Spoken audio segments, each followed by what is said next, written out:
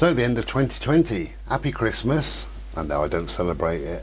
For those of you who did celebrate Christmas, I hope you had a good one. I know it's unusual and all the rest of it, but maybe unusual can be good. You know, sometimes you're thrown a curveball and you have to deal with it. So rather than just going down whoever, I don't even know if shops exist, but Marks and Spencer's, instead of going there and buying a pair of knickers and giving to Auntie Joan, and then going to Thornton's and buying some chocolates and give to Uncle Tom, instead of all that, maybe you've thought about it and thought, oh, I'll make something, or I'll do something, or whatever. So it's probably been a very, very different Christmas to those that do celebrate it. But I hope you've had a good time and things like that. So in this video, we're going to do a quiz. Not straight away, I'm going to have a chat first about New Year's. A couple of little reflections, I tells you. But we're going to do a quiz. Now the quiz, some of the answers will make you think, oh, I didn't know that. And some of the answers, if you listen closely, your brain will groan. So, bit of fun it is. It's something to whittle away. I know that obviously the pubs are shut in areas, people are skint, whatever. You know, different tiers mean different things, so people can't go out. So I thought, well, why not then do a little silly quiz and have a few minutes with you on this this day, this time, this evening that bleeds into the new year 2021, and let's hope that everybody has a much better 2021 and that they're healthy, happy, and they find some peace come into their system. Let's hope that happens. Anyway, so I'm having a Slurpee and a fag, so cheers.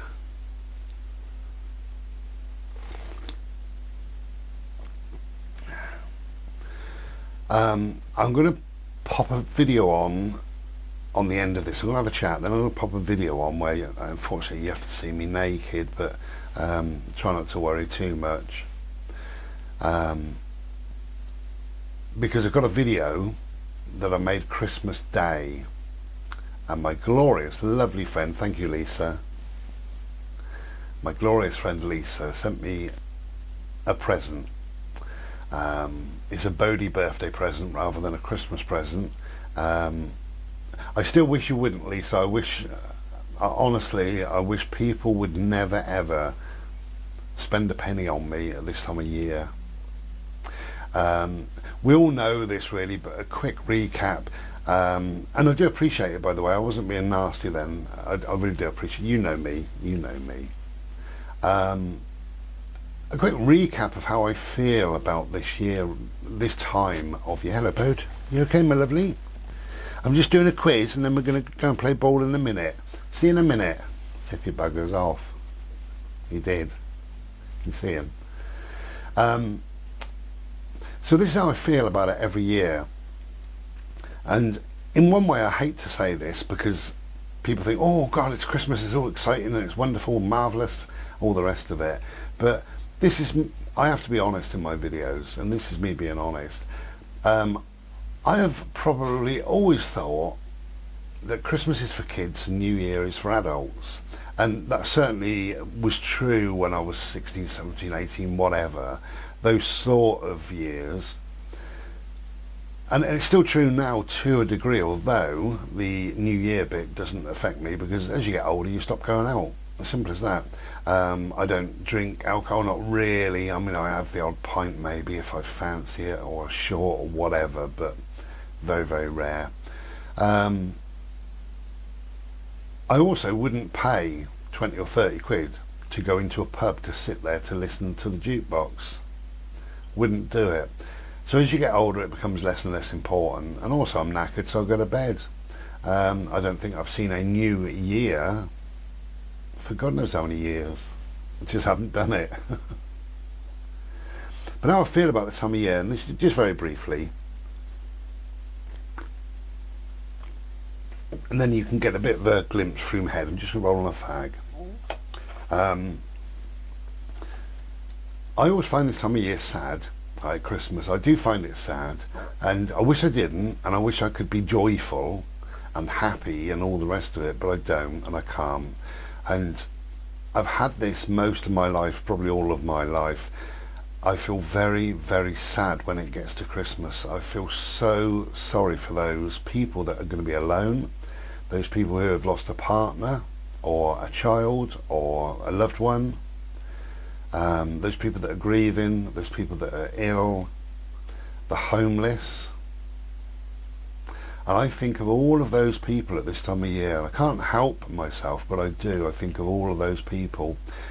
And I know most people, and I'm not knocking anybody at all, you do whatever you do in your life, most people would wake up Christmas morning in a lovely warm house, and they run down to their lovely family and kiss their family and have something to eat and piping hot Slurpee.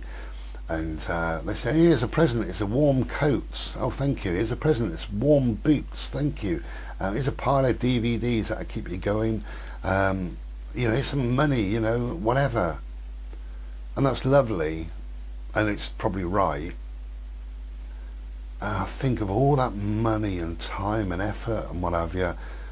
And I think if people just put 2% of their time into thinking about the homeless or those in need, and there will be somebody in your street who is in dire need, there will be, and there will also be, and this is very sad and this is fact, there's somebody in your street who's alone, and not necessarily elderly. It could be, I don't know, a young couple, the husband or the wife may have died this year, and somebody will be totally alone this year.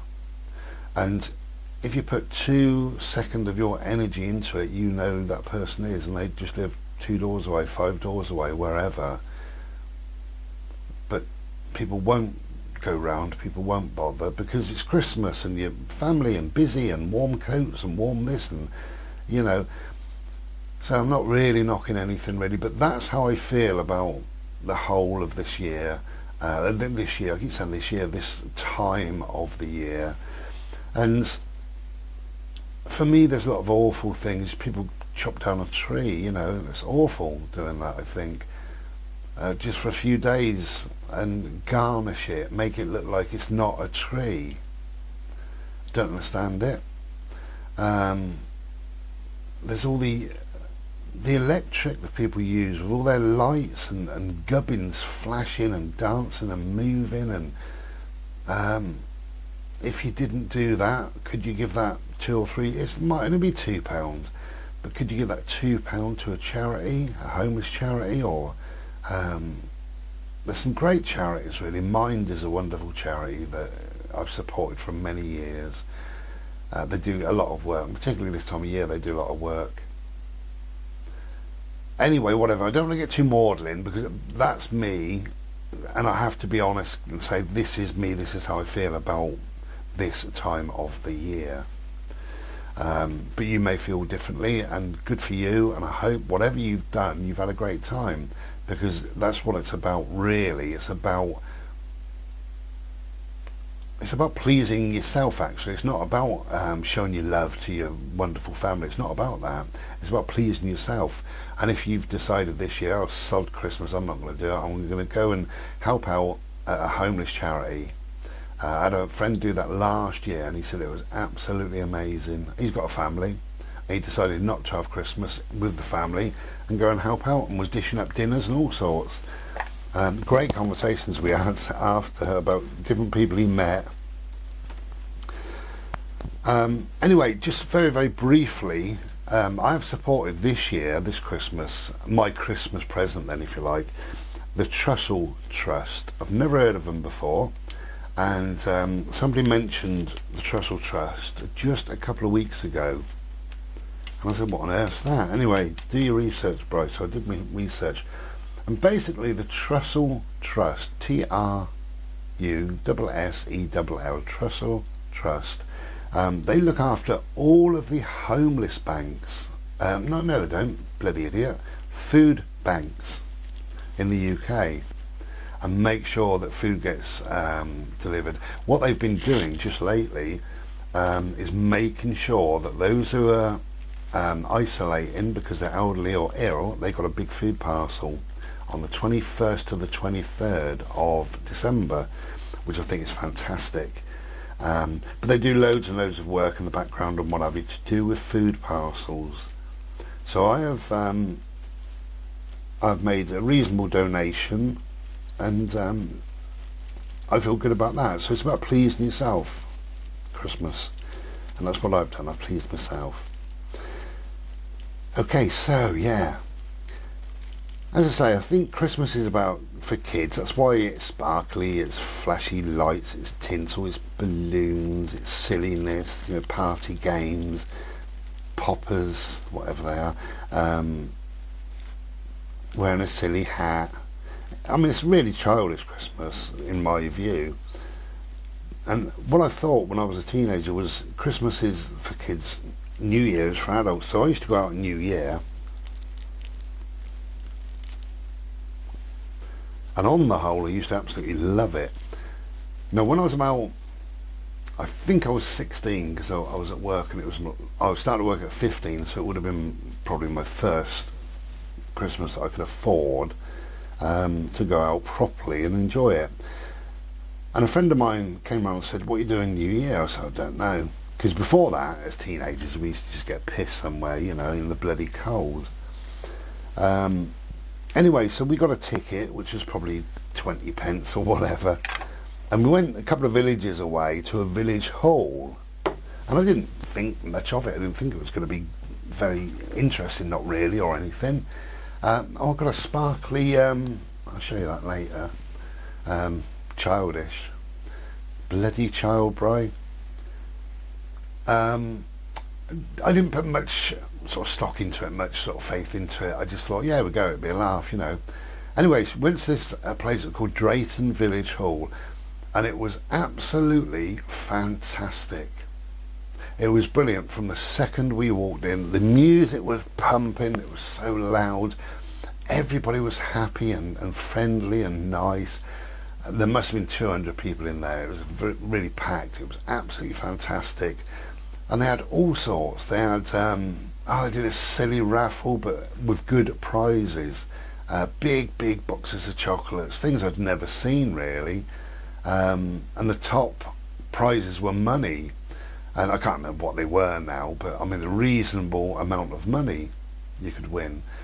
I didn't win, but I never win. I won one raffle once, and it was an LP, if you remember records, and it was a compilation of disco music.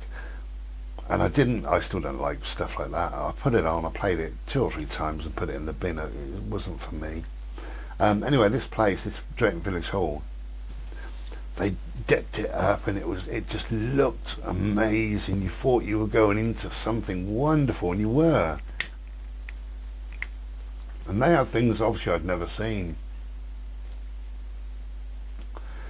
But they had a foam machine up on stage, and at one point that sprayed foam over everybody, and we was a right mess, and it was absolutely wonderful. And there was dry ice machines and all sorts going on, and I mean it was just a great evening, absolutely brilliant evening. And at midnight there was a big countdown, and Big Ben was donging in the background somehow, through the speakers or whatever. And then just like a couple of seconds before the last dong, the midnight dong, the ceiling just went like that, and these balloons come down. Childish. These balloons come down. It was absolutely, people were popping balloons and all the rest of it. Then of course it was midnight, everybody was kissing, shaking hands, cuddling, saying Happy New Year, and all the rest of it. And then everybody got in this big circle and did the Auld Lang Syne. Nobody knows the words. For Auld Lang Syne, my dear, with a potato, the lady. Nobody knows because they're pissed anyway. Who's going to learn that when you're pissed? And it was absolutely phenomenal, but it spoiled my New Year's. I'll take you out in a minute, Bode. In a minute, darling. Spoiled my New Year's forever, really, because nowhere better than that. The following year, My brother was there. Oh no, it wasn't. It was 2 years after that. Can't remember where I went. So 2 years went on, and my brother was in the fire service. And he said, "What are you doing New Year?" This is in about August. He said, "What are you doing New Year?" And I said, well, "Christ knows, yeah, you know." He said, "Well, come with us up at the fire station." And I thought, wow. Anyway, it was brilliant. It was really, really good. Not many people in there, because as you can imagine, their function hall, about 50 or 60 people as a push. But it was great. The music was so loud, brilliant, and I literally danced all night long. And that was great. It was just a lot of fun, a lot of happy people, a lot of decent people. So that was really, really good. I enjoyed that. Not as good as the Drayton Village Hall one. But on the flip side of that, I had some absolute awful bloody times as well, really. A friend of mine, a female friend of mine, came over one time and said, "I'm having a party in my house. My parents are away.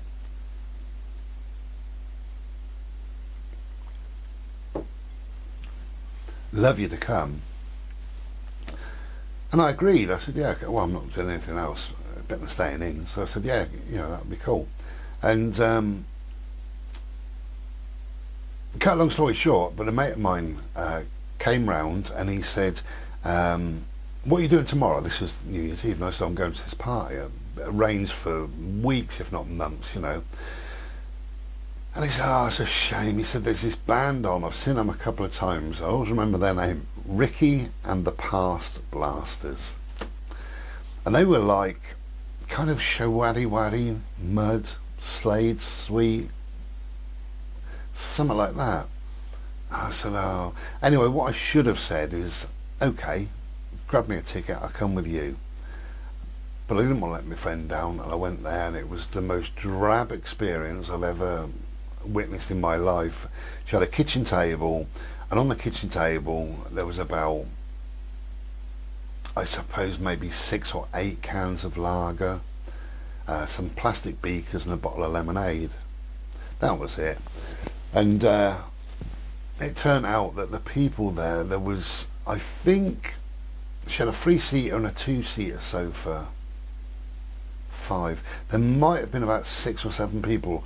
I remember a couple of times, like if I got up and had a piss and I come back, somebody had taken my seat, so I just grabbed one of the empty chairs. But maybe there was about 7 people. Yeah, a bit drab in it, really. And she put some music on, and you know, it was just rubbish, and because people were talking, nobody could hear so she turned the music down, so the music became a background sort of thing, and it was just a bit of a conversation. And the conversation dried up. This was about 7 o'clock, 8 o'clock maybe. The conversation dried up, and somebody was looking through, I don't know what it was, Radio Times, is that TV Times, is that a magazine? And they saw there's a film on, put a telly on. So I turned the music off and put the bloody telly on. I'm not into telly, so I tried to watch this telly. I was just bored, you know. And it was just rubbish. There was no food, no nothing. I think we drank all the drink in the first 15, 20 minutes, and we just sat there. I remember we had a cup of tea, cup of tea about 9 o'clock. And then it was just before midnight, and she said, "Oh, I ain't got any drink. Anybody want a tea?" And we had a cup of tea or a cup of coffee or whatever, about 10 to midnight. And then she turned, the telly was still on, and I think it shot to Big Ben again, dong, dong, dong. "Happy New Year," and we said, "Yeah, Happy New Year." And then 5 minutes later, my taxi arrived, but I do remember the taxi firm charged double after midnight. Can you believe that? On New Year's Eve. And I didn't even live very far away, but I think my taxi over there was like 8 quid, maybe 7 quid, 8 quid. So on the way back it was like 16 quid. And I just wished, I would rather just stayed indoors, really, you know, in my house. I mean, that would have done me. But I should have went with my mates. So the following year, went over to Didcot Power Station Social Club. Somehow he was a member, and he had to sign me in. It's all rubbish, really, all this signing in. And that was okay. I mean, it's very, very busy, loads of people in there, but the band was good, Ricky and the Past Blasters, and they played stuff by Slade and Sweet and Murd and T-Rex, Gary Glitter, when we thought he was an okay person, and that was quite good, lots of dancing, and there was nothing like balloons or foam machines or anything else that I'd sort of witnessed when I was 15 or 16. I mean, I've had some good evenings, I've had some reasonable evenings, and I've had some absolutely drab evenings, really drab. There was a particular woman years and years ago that I really, really liked, and we were sort of slowly getting together, and it was Christmas time, and I spent a bit of time with her Christmas and what have you, and she said, "What are you doing New Year's Eve?" And I said, "Well, I haven't really made up my mind." She said, "Oh, please, just spend it with me, come round, She got no money, a couple of kids she had and stuff like that. This is many years ago. And I remember going round there, and it was just drab, we were just chatting, and the telly was on in the background, and the kids woke up, and it was just nothing really, nothing at all. And I mean, that didn't go anywhere anyway in the end, but it was just nothing, just drab. And I was as sober as a judge, and that was the end of that. That bled into that year. But I've had some good times and fun times and what have you over the years, and done a lot of different kind of New Year's. I didn't have a set thing that I would do New Year's. I would go wherever. But yeah, I mean, even that is rubbish, isn't it? It's just now, it's a thing about money. There was one particular time when I was fairly young, about 20, 21, whatever, I used to go out with my mates, and we would go to this one particular pub fairly often. When I say fairly often, definitely once a week, but sometimes more, fairly often. So I knew the landlord, knew the barmaids, knew all the people in there, all the rest of it, and we'd been going there a couple of years or more. And we decided to go up there, just me and one of my mates. And that was on New Year's Eve, and we was in there I think the day before New Year's Eve, and that was fine, bit of a laugh and what have you, and that's why we said, "Oh, come on, we might as well go up there, it'd be good, Went up there, and there was a table across the door, and there was a guy, kind of a bouncer guy, but we knew him really well, and he said, "All right, lads," he said, "it's a tenner to get in." I said, "You've got to be fucking joking," bearing in mind we wasn't on much money, we was kids really, and he said, "Yeah, sorry about that," and I said, "Well, I'm not paying that, I wouldn't pay it." And we went down to a pub called the Admiral Benbow, and they was notorious for having lock-ins. My God, over the years I've had lock-in after lock-in after lock-in at that pub, and so much so that eventually I fell asleep, and it'd be like 4 or 5 in the morning, and somebody would nudge me and say, "You got to go, we want to clean the pub," and it's 8 o'clock, 9 o'clock. But we went down there, and sure enough, they had a lock-in. So the New Year's Eve, because what I found, New Year's Eve, it goes until about 10 past midnight, and then lights come on, and they start sweeping the floor and say, "Get your coat." But we had a lock-in there, and it just went on for hour after hour, and we were still drinking. My God, I was so pissed. And still going up to the bar, and it's like 10 to 4 in the morning, and you're still ordering another drink. And then you have like 2 or 3 days in bed. God, that was regular though. It's one of they never got done.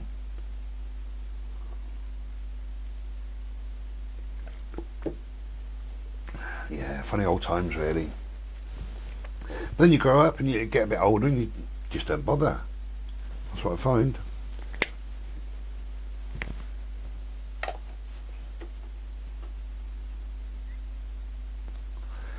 So that's all good fun. Anyway, so I do hope that you've had a good Christmas, or made the best of it in whatever way you could. And I know It'll be awful for a lot of people because you're supposed to only have 6 rounds. People are going to ignore that, I know they are. But you know, you won't be able to see certain people over the Christmas period, and that's awful, I think, really, for those that do think that it's a big family occasion. You know, it's a real shame, but you know, it's just a 1 year thing. Let's hope that it's just a 1 year thing.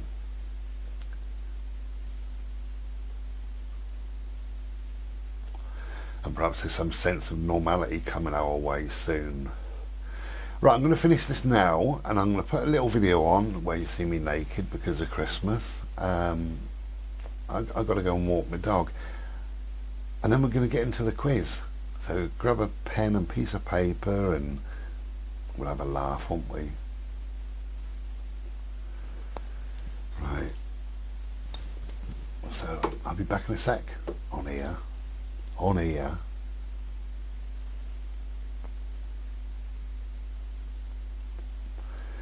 Okay, take care, be well. Ta-da. Hello. Well, to those who celebrate, Happy Christmas or Merry Christmas, Joyful Christmas, what do people say to each other? Whatever. Happy 25th, everybody. So, I thought I'd do this on camera. I've got a present, and I don't really like getting presents, but I've got a present anyway. Best thing about it so far is it's purple. It's a bit squidgy.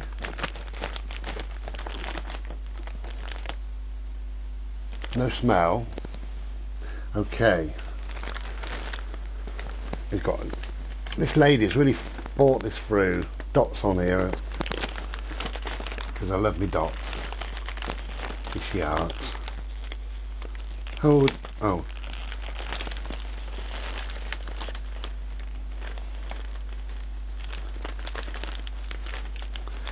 Sorry, I couldn't resist it, and I thought you'd get a giggle out of this too. Haha.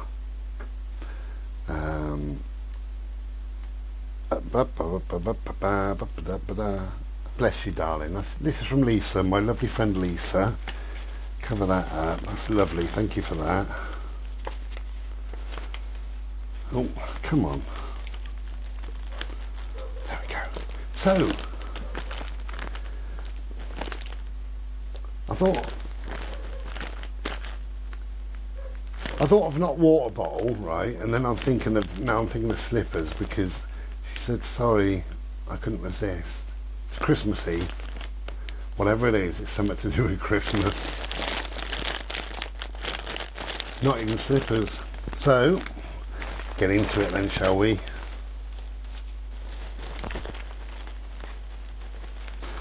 Thank you, Lisa. I say that, I might hate it.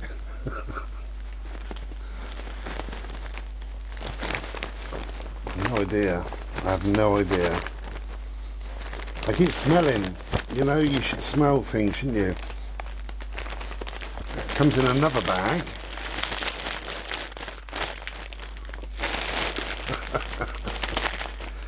What on earth?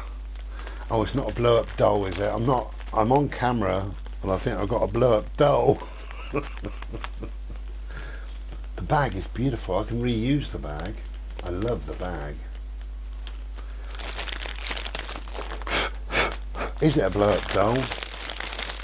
So, thank you. Okay, moving on swiftly. Okay. I still have no idea. I've even got it in my hands and I've still got no idea. It's kind of pink. Pink's alright. Unless they men shouldn't wear pink. I've got pink skin. Right. There we go. Sorry about the noise on the mic. I forgot about that. It's going to rattle you mad. Right.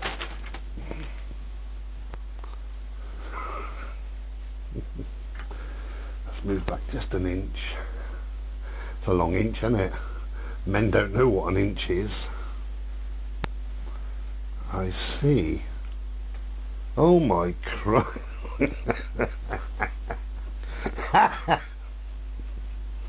Lisa, what is it? It's disgusting. Thank you. It's a top. And the back has airy shoulders. It's got airy belly button. Oh, Lisa, what have you done? Do you know I'm going to have to put this on?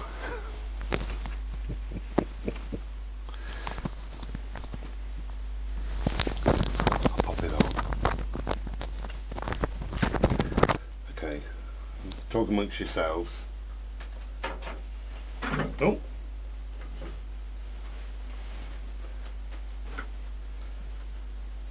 Just check it is that way. What a thing. Do you know, actually it feels really good quality. It feels nice and warm.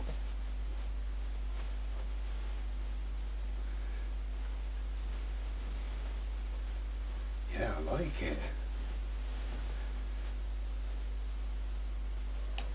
Wow.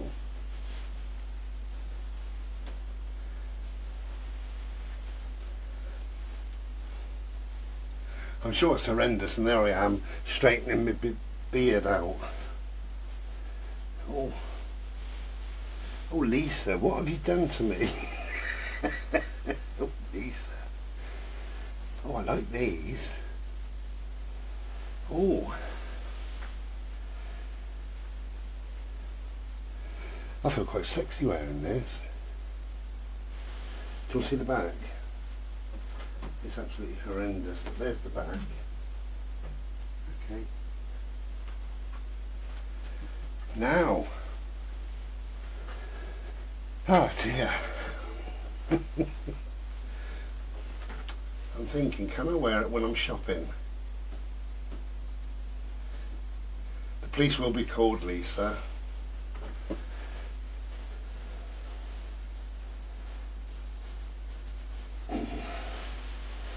Well, oh, Lisa, do you know, it kind of fits me.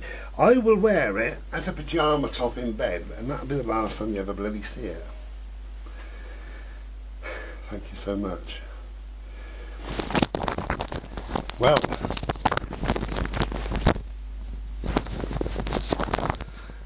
hello. Now, I've never been accused of being a fashion victim in my life.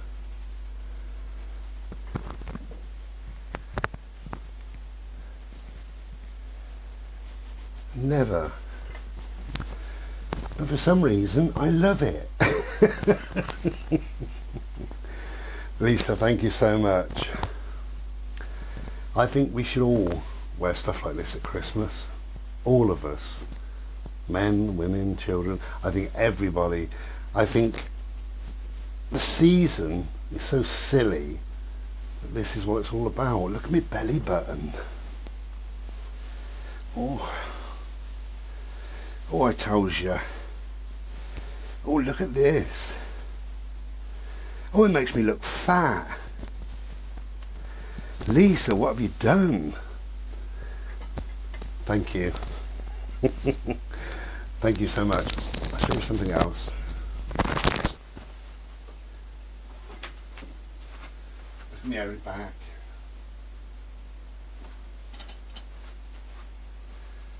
Okay.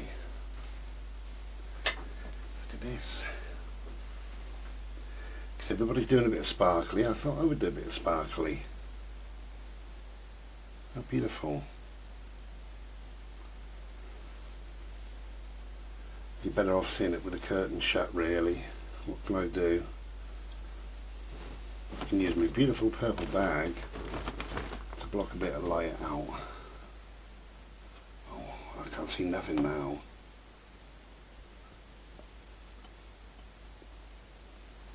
Don't know what you can see. Against my tits, you can't see anything really. I saw that on eBay. I just really liked it. I like the that's an idea, Bri. No, can't really see it, but anyway, it sparkles, I tells you. Lisa, I think I will wear this in bed as my pyjamas because I like it. I do actually like it. Thank you, Lisa. Merry Christmas, everybody. And I don't know what else to say, really. I've received some gifts in my time, but receiving a naked man's skin to replace my own is probably one of the best. Lisa, thank you. Okay, so we got a quiz, haven't we? Now, don't forget, I did say that some of the questions you'll go, oh, really? Wow, I never knew that. And we've learnt something, so that's good. Some of the questions will make your brain groan. You'll hear it. Dead easy. Get a pen and piece of paper. Let's have a laugh. Okay, so grab a pen and piece of paper. 50 questions. You get 1 point per question, so keep your own score. No cheating, I tells you. You get 1 point per question that you get correct, unless I say otherwise, because I will be saying otherwise. There's a couple of them. Anyway, whatever, right? I'm not a quiz host, I'm not very good. So this is the crappiest Christmas, crappiest New Year quiz you'll ever enter. 1 point per question. Get a pen and piece of paper, and we'll be back in a few seconds. Oh, it's getting all exciting now, isn't it? Here we go. Cheers, Lisa. God, I look beautiful.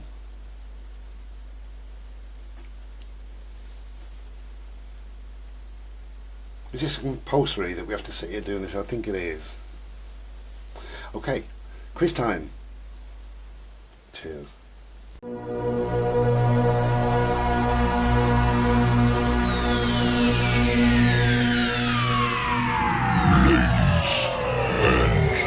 Gentlemen, may I have your attention, please? The show starts in 5, 4, 3, 2, 1, go. Hello, here we go then. Chrimbo limbo quiz. Pen and piece of paper at the ready. Have you? Hello, Bode. I'll take you out in a minute. Every time I talk, he comes rushing. Don't forget me. Pen and piece of paper then. I'm having a fag and a Slurpee. Okay, so there are 50 questions. Actually, there's 51, but there's supposed to be 50 questions. I know. There's only 51 because I couldn't count. I thought I did 50 questions, and when I counted them up, there's 51. So there's a bonus question for you, I told you. Now, I'm not saying Bode is eating a little bit of the bone toy sweet thing, if you can hear that. I'm not saying that all the answers are 100% correct either. Right, that's my disclaimer. Don't get me into trouble. They should be, I think they are, but don't get me into trouble. So, it's 1 point per question, so you need to write down on your piece of paper, question 1, then your little answer, whatever it may be. You can also type it into the chat room as well, so we can sort of gauge who's winning. I wonder who will win, and I wonder how many you will get. I've got a feeling the winner will be the person who gets around about 40-ish, 41, 42. 42, that's my guess. Although there are some questions that you get more than 1 point, but I'll point them out.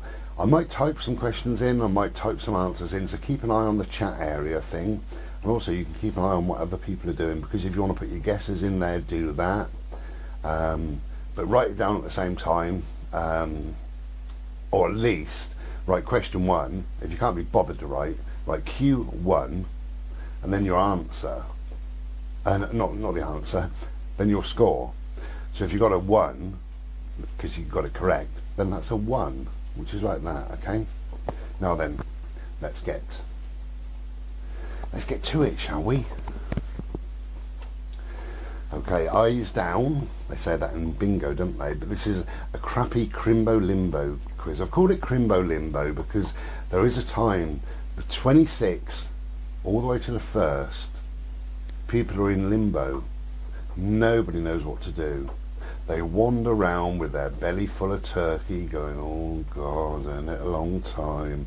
I wish I was back at work. Did you have a good Christmas? Quiet, it was quiet. Crimbo limbo quiz, here we go. So question number 1. Okay, question number 1 then. How many dimples does a British golf ball have? Now, you only can know the answer to that if you're a manufacturer of British golf balls, but how many dimples does a British golf ball have? I think it's going to be a guess, isn't it, really? I wouldn't have a clue, so I would guess. So maybe if you want to type your guess in, feel free. If you want to write your guess on your piece of paper, feel free.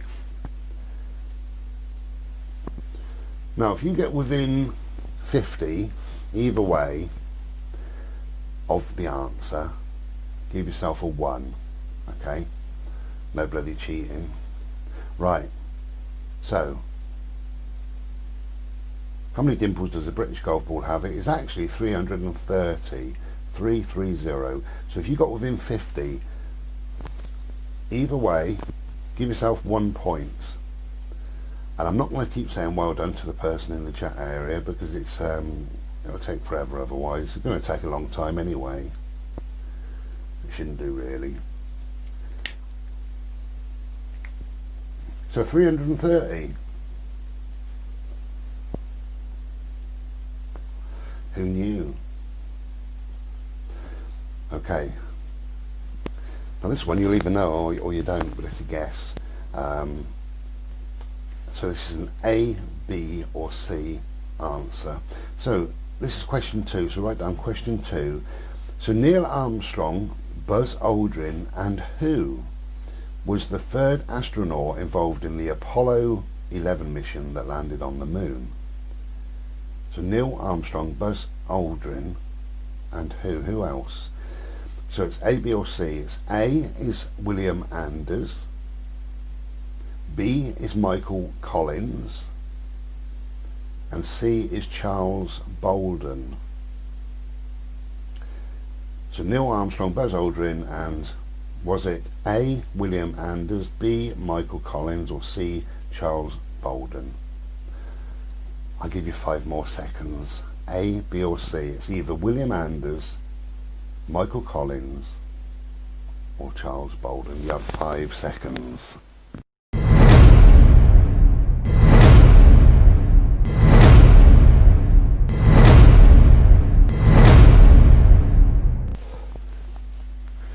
Okay, it was B. It was B, Michael Collins. Okay, so that was the 3rd person. Isn't it funny that we don't know who the 3rd person is? Often we get that, don't we? Like either 1 or 2 take over, and for some reason we don't know the 3rd person. Do you remember Live Aid?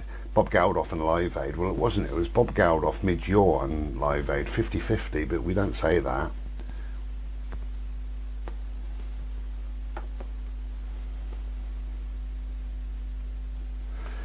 Fag nearly went out, imagine that.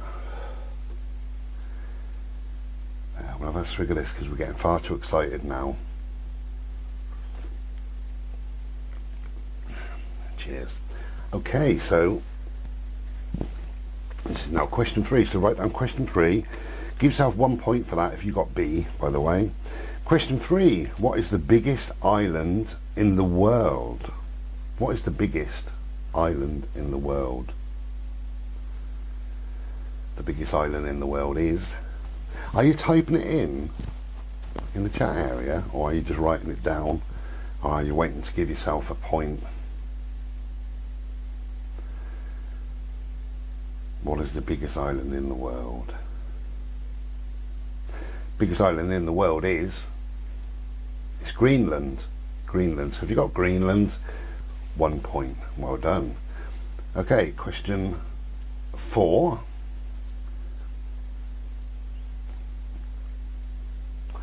What colour are aircraft black boxes? What colour are aircraft black boxes? I might be typing this in, I might type the answers, whatever, so keep an eye on the chat thing. What colour are aircraft black boxes? I'll give you 5 seconds, okay?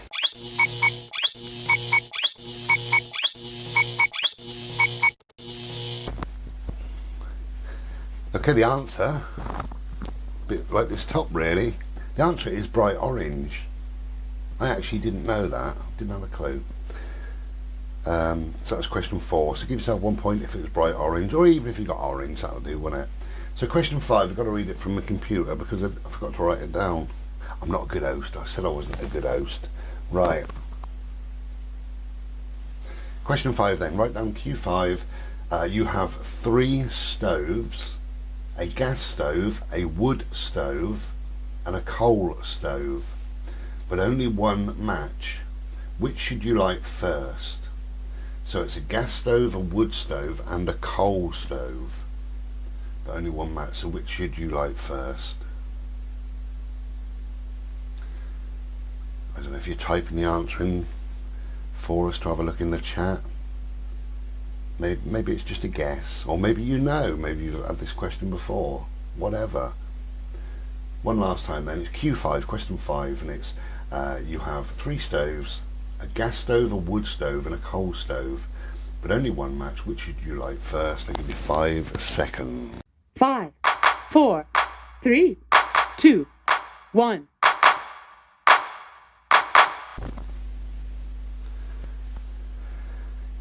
Who got that then? You obviously light the match first, that's the answer, is the match. Which of those 4 things would you light first? What was the question? Coal, wood and something else. Coal, wood and gas. Or the match, will you light the match first? Okay, so, I know. 1 point if you got that correct, obviously, don't forget. Right, keep a tally of your points. Number 6 is, in what year did Coronation Street first air? What year did Coronation Street first air? It was a while ago, wasn't it? What year? I don't know if you're typing your answers in, or are you scribbling it down on a bit of paper. What year?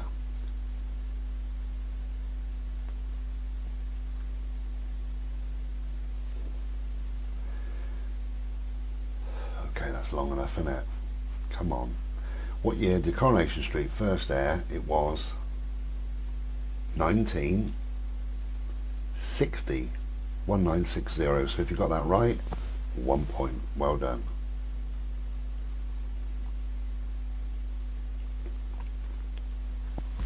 Back in a sec.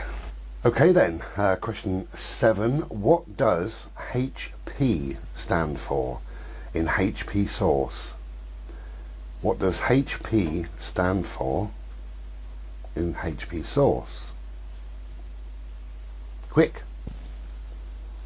The answer is 1 point if you got this correct.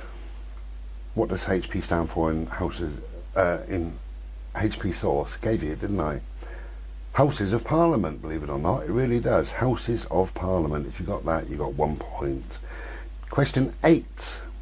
Which English city was once known as Girolopont?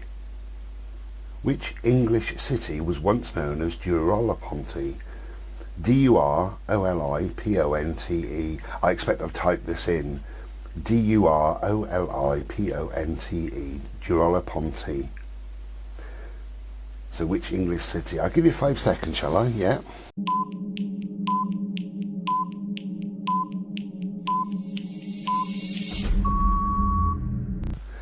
Okay then, so which city was known as Girolopont? It was Cambridge. Cambridge. 1 point if you got that correct. Question 9. Who is the only singer to have ever performed more than one James Bond theme song? Right, who is the only singer to have ever performed more than one James Bond theme song? 5 seconds.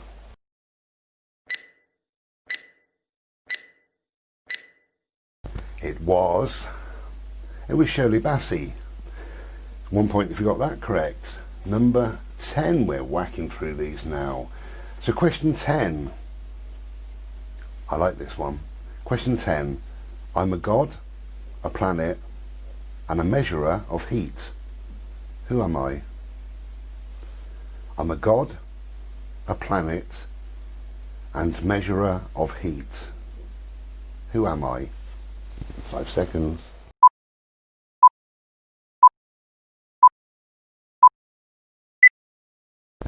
Okay, so I'm a god, I'm a planet, and I'm a measure of heat. Who am I? Well, the measure of heat is Mercury, isn't it?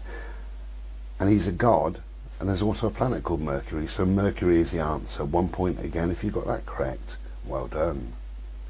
Question 11 then. We're going to have a break halfway, and then you can tell me how you're doing, and we can try and work out who's going to win, maybe. Question 11. What is the lifespan of a dragonfly? What is the lifespan of a dragonfly? What do you reckon? Maybe longer than you think, maybe shorter, but what is the lifespan of a dragonfly? The answer is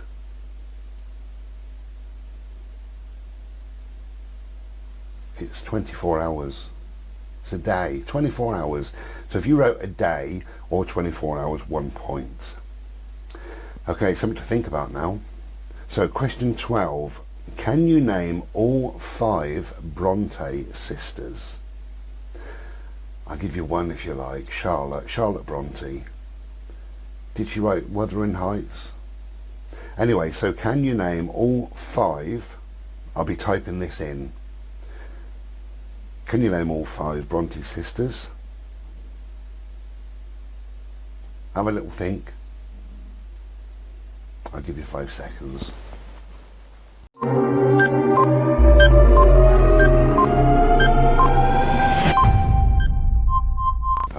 Okay, a few more seconds then, come on. Now, can you name all 5 Bronte sisters? I'll tell you what I'll do, I'll give you a point for each sister. How's that? So this is a big one, you could get 5 points for this. So if you've got nothing at all so far, you could get 5. Okay then, so the 5 Bronte sisters, and it was Emily, 1 point if you got it, Elizabeth, Charlotte, which I gave you, didn't I, Anne, A-N-N-E, but it doesn't matter how you spell it, and finally the 5th one, Maria. So can you name all 5 Bronte sisters? And the answers was Emily, Elizabeth, Charlotte, Anne and Maria. So if you got all 5 of those, Emily, Elizabeth, Charlotte, Anne and Maria, then you got 5 points. But if you only got Charlotte, because I gave you it, didn't I really, but if you only got Charlotte, then you got 1 point out of that. So that's not bad, is it really? Right, back in a sec. Okay then, question 13. So write down Q13, question 13. Okay, so when I was 6, my sister was half my age. Now I'm 50, how old is my sister? Okay, so when I was 6, this guy's only got 1 sister. When I was 6, my sister was half my age. Now that I'm 50 years of age, how old is my sister now? One last time. You can type your answer in. Let's have a look at your answers. Type it in. I'll give you a few more seconds. Come on. So when I was 6, my sister was half my age. Now I'm 50. How old would my sister be now? So he's now 50 years of age. How old is his sister? Type your answers in. Let me have a look. Okay then. One last time and I'll give you 5 seconds. When I was 6, my sister was half my age. Now I'm 50. How old is my sister now? 5 seconds.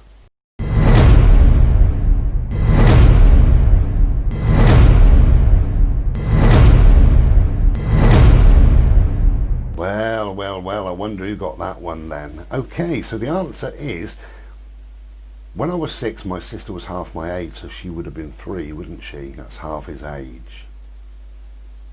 Which actually means she's 3 years younger than him. So when he's 50, she would have been 47. 47 is the answer. So give yourself a groan if you didn't get it. Give yourself 1 point if you did. Question 14 then, write that down. Question 14. What is the official name of Big Ben? You know in London, Big Ben? Dong.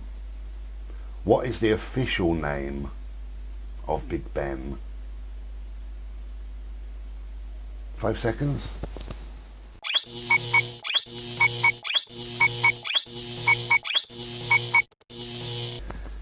Okay, the official name of Big Ben is Elizabeth Tower. Elizabeth Tower. So if you got that, 1 point. How are we doing then, I wonder? Okay, we're going to have a little break in about 5 or 6 more questions. A little midway break, we'll see how we're doing. So, question 15 then, write down Q15. How many gifts were given away in the 12 days of Christmas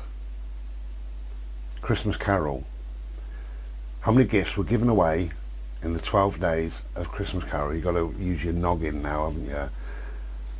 5 gold rings, 4 collywokes, 3, 2, a partridge, you know. Anyway, it doesn't seem fair to give you 1 point if you get the right answer. I will give you 3 points if you get the exact answer. I know you're adding up, so I'll give you a little bit more time. How many gifts were given away in the 12 days of Christmas? The Christmas Carol called 12 Days of Christmas. How many gifts were given away? The answer is, it's over 300. Okay. If you got the exact answer, you get 3 points. Not going to give you any more or any less. It's going to be 364. How many gifts were given away in the 12 days? It was 3, 6, 4. So well done. If you got that, well done. Number 16. Can you name the song and artist from these lyrics? Can you name the song and artist? If you get the song, it's a point. If you get the artist, it's a point. The song and the artist. Actually, I'll give you 3 points if you get the song title as well. So we want the... No, we don't. The name of the song and the name of the artist. You get 2 points for this one. And it is... 1 second. A rubbish host. Absolutely rubbish. I got rid of the thing off my screen. Hold on, bird. Take it out in a minute. Okay, so... For 2 points, we want the song and the artist. If you only get the song, it's 1 point. If you only get the artist, it's 1 point. But if you get both, obviously, well done, because you got 2. So, the lyrics are, it's one of my favourite songs. So I sing it. While you can bump and grind, it's good for your mind. While you can twist and shout, let it all hang out. But you won't fall. Okay, let's do that. Well, you can bump and grind, it's good for your mind. Well, you can twist and shout, let it all hang out, but you won't fall. Okay, so, anybody, 5 seconds, I'll give you 5 seconds on. 5, 4, 3, 2, 1. Okay, so it was. No, actually it was T-Rex. If you put Mark Bolan, then that's fine. I'm going to give you a point for that. So the song and the artist, well, the song was Children of the Revolution, one of my favourite songs. Bow, bow, bow, bow. But you won't fool the children of the revolution. So, Children of the Revolution is the song, and the artist, you could either have T-Rex, which it was, or you could have Mark Bolan, or you could even have Mark Bolan and T-Rex. How's that?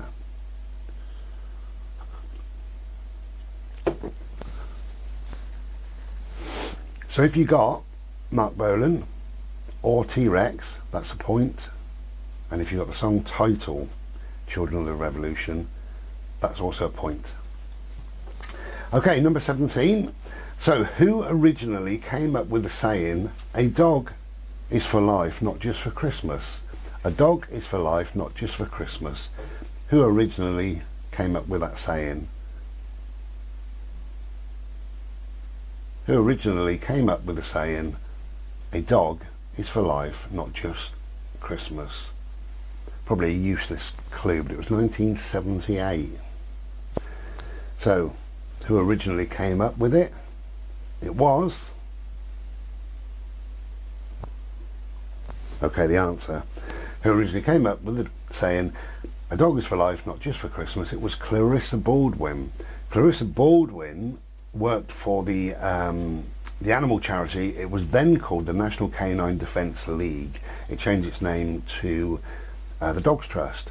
So if you've got Clarissa Baldwin, give yourself a point. If you've got the Dogs Trust, give yourself a point. Or if you've got the National Canine Defence League, give yourself a point. It's only a 1 point you get for the answer. So it doesn't matter if you wrote all of that down, then you get the 1 point. But if you just wrote Clarissa Baldwin, you get a point. Or if you just put Dogs Trust, it's a point. Or National Canine League, it was 1 point. So it's only 1 point for the answer of that. Okay, back in a sec. Okay, I'm going to read these. I will type them. Actually, look in the chat thing, I'll type them. So, this is question 18. And what I want to know is, what name did these people become famous with? Alright, so their stage names. What name did they become famous with? And a point for each, so you might get 3 if you're clever. But I'll type them down now as I'm speaking. Okay, so what name did these people become famous with? In other words, their stage names. Number 1, Priscilla Maria Veronica White. That is Priscilla Maria Veronica White. Number 2 is Rachel Markle. Number 2 is Rachel Markle. I am typing them so you can read them if you can't understand me. And number 3 is Paul David Hewson. Paul David Hewson.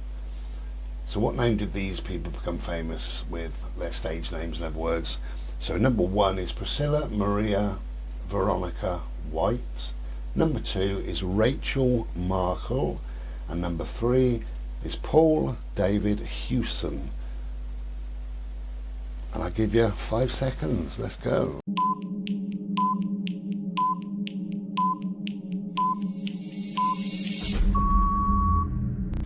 Okay.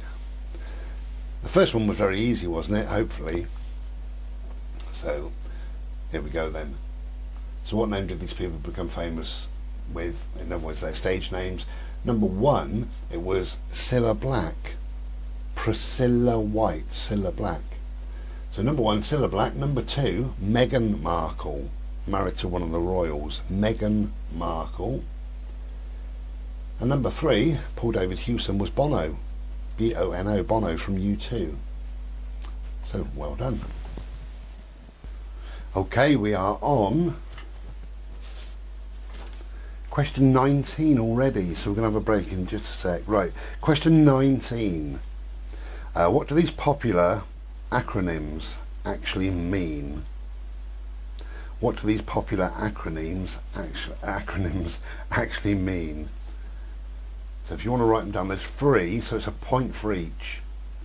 So it could be a 3-point answer. So 1, 2 and 3. So 1, what do these popular acronyms mean? 1 is NASA, N-A-S-A. I would type it in. NASA, N-A-S-A. Number 2 is A-K-A. That's A-K-A. And number 3 is scuba, S-C-U-B-A. So what do these popular acronyms actually mean? NASA is 1, AKA is 2, and scuba is 3. The one I found most interesting out of all that is scuba. I didn't know, didn't have a clue.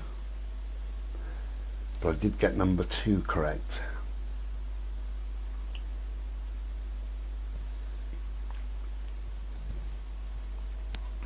Okay, I'll give you a few seconds. Don't know if you're typing them in or what you're doing really. Please yourself, wouldn't you? So what do they mean? What's their real... Because they're very long. The reason why we get acronyms is because they're just too long for anybody to remember really, unless we have a chrimbo limbo quiz.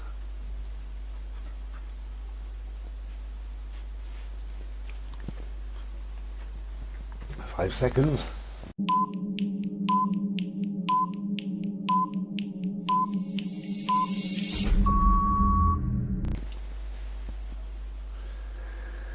How did you do? So it's a point, no it's not, it's a point for each. So if you got 1 right, then it's just 1 point, okay? But you could earn a potential 3. So what do these acronyms mean? So number 1, it was NASA, N-A-S-A, NASA, and that stands for National Aeronautics and Space Administration. So National Aeronautics and Space Administration. If you got that, you got a point.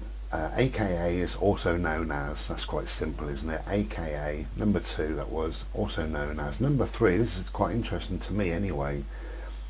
Scuba, S-C-U-B-A. Well, the S for scuba is self, the C is contained, self-contained. The U is obvious, isn't it? Self-contained underwater breathing apparatus. I never knew, I tells you, never knew. NASA stands for the National Aeronautics and Space Administration, that's a point. Number 2 was AKA, which is also known as, and number 3 was scuba, self-contained underwater breathing apparatus. And if you got that, well done, you got all 3 points. So we've got question 20 to do in a sec. Okay, we're going to have a break. We're going to, I've got question 20 now, then question 21. We're going to have a break for about 5 minutes, so give yourself time to go and have a wee or make a drink or to answer the questions. And also while you're doing that, type up your totals and let me know, type them in. That's after 21 or at 21. Okay, so question number 20 then. Which word, name of product, derives originally from the Gaelic? Now I won't be able to say these, I expect I'll be typing these in.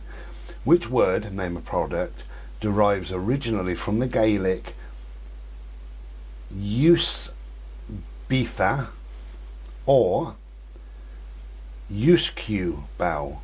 Usq bow. I can say usq bow. So it's usq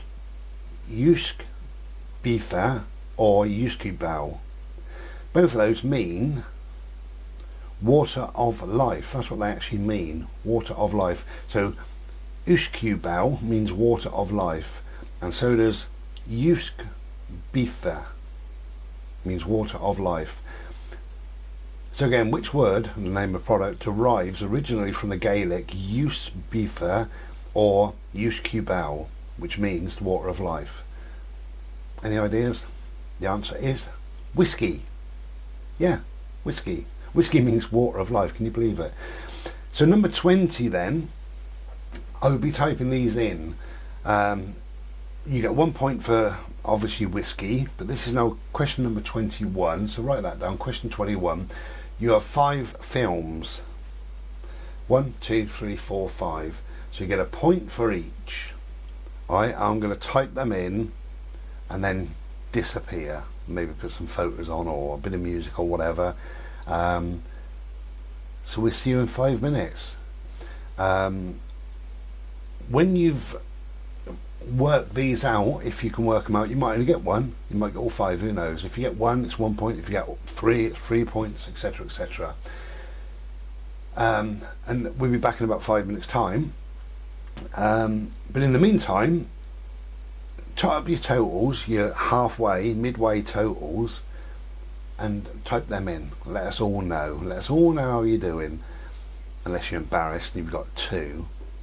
But you should have, what, 15, do you reckon? 14, 15, 16? See how you're doing. Okay, so we have 5 anagrams. They are all films, quite big films really. 5 anagrams to think of. Let's go and make a Slurpee, shall we? Cheers. Take care and be well.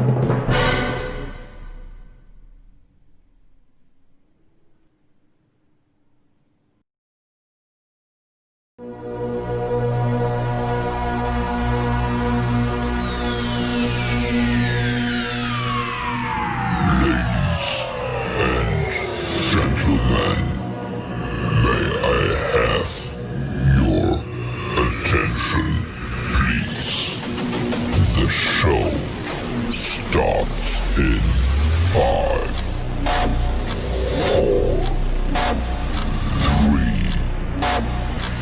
2, 1, go. Okay, so question number 21, wasn't it? I'll give you the answers in just a second. Wait for the stragglers to come back from the toilet or the kettle. When you've added these up, so it's 1 point per correct answer. So the films, the anagrams of the films, there was 5. Numbered them 1 to 5. If you got 2 right, then that's 2 points. So add that to whatever you've got already and type it in. Let us know how you're all doing. We're midway. Be interesting, wouldn't it, to find out how people are doing midway. Here we are, look. Okay. I'll put the answers up. 5 films, all anagrams. We'll have a look at the answers, tot up what you've got and let us know. Type it in. Cheers.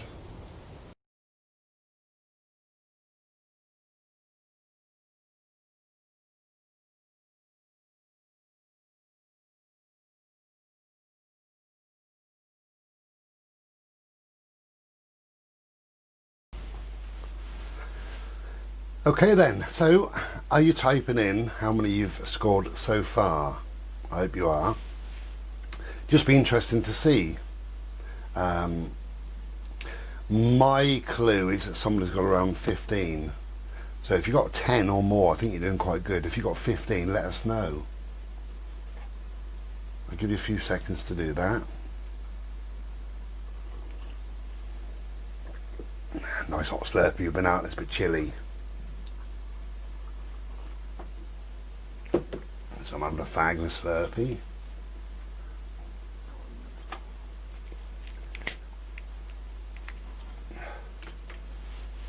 Okay, how many did you get so far?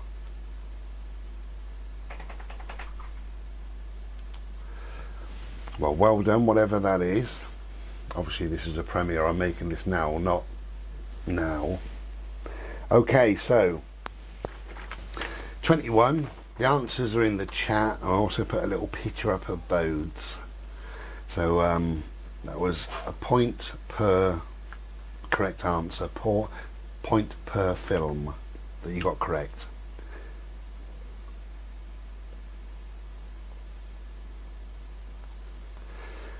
Okay, hopefully you finished typing your midway answers, your numbers, your score. So question 22 then, how many countries are there in the world? How many countries are there in the world? 5 seconds.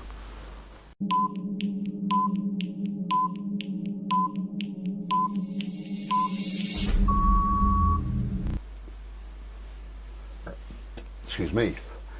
So that was question 22. How many countries are there in the world? It's 195. 195 is the answer. So 1 point if you got that correct. Number 23. If you were running a race and you passed the person in second place, what place would you be in now? Okay, so if I'll type this in. It's a lot to read. If you were running a race and you passed the person in second place, what place would you be in now? Type your answers in. Let me know. Let me know what you think.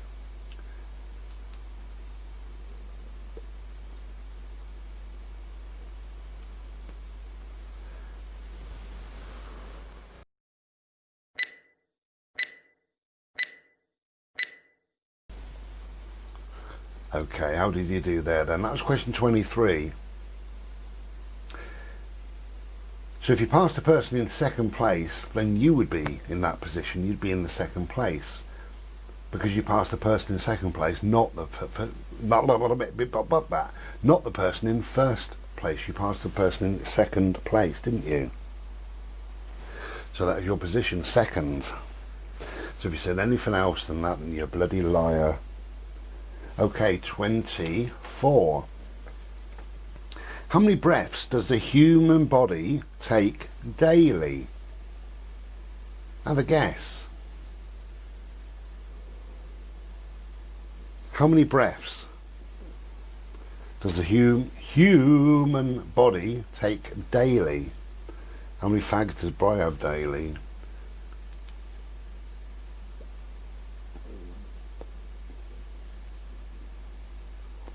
Okay, the answer, number 24, the answer to that is 20,000. It's a lot, isn't it? 20,000. Number 25. Where in the human body would you find the medulla oblongata? The medulla oblongata. I'll type that in. Where in the human body would you find the medulla oblongata? I'll spell it actually. M-E-D-U-L-L-A, medulla, and then oblongata is O-B-L-O-N-G-A-T-A. Medulla oblongata. Where in the human body? The answer is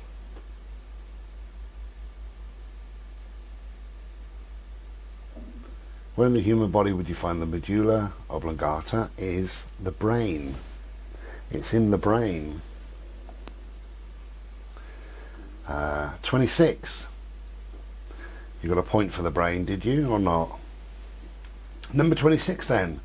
The girl with the kaleidoscope eyes features in which Beatles song? That's easy. Come on. 5 seconds then.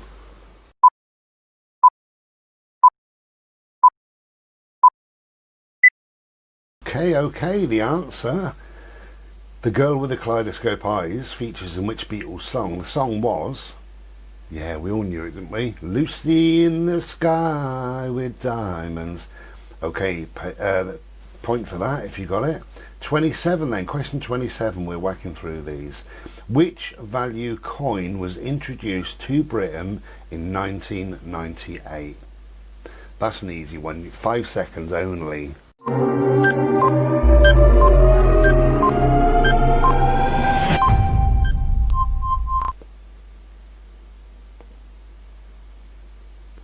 Okay, so the answer to 27, the £2 coin was introduced to Britain in 1998, the £2 coin.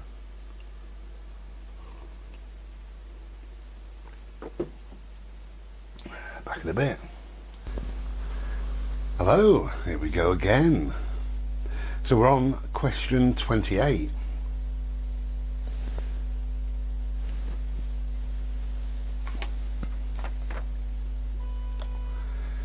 Okay, question 28 then. Taking its name from the Greek words for to give what is due. To give what is due. Who is the Greek god of revenge? So question 28 is taking its name from the Greek words for to give what is due.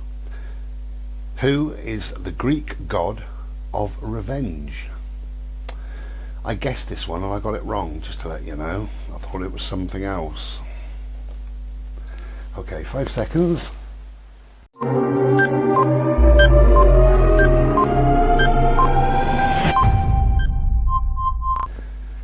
Okay then. It was Nemesis, believe it or not. Nemesis is the answer. And while we're on about Greek, question 29 then. Who is the Greek god of dreams? I got this one right. Who is the Greek god of dreams? I only got it right because there's a song by David Sylvian, so I knew what it was. So, who is the Greek god of dreams? 5 seconds.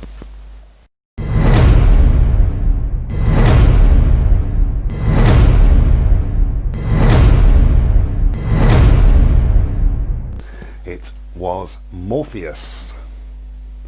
Morpheus, M-O-R-P-H-E-U-S, Morpheus. Question 30 then.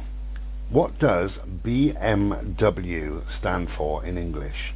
So the car maker or whatever. So question 30 is, what does BMW stand for in English? So there's obviously 3 words, BMW. Have a guess. Type it in, actually. Type it in. Let me see what you come up with. Be quite interesting. I'll give you a few seconds on this one. BMW. What does it stand for in English? Type it in.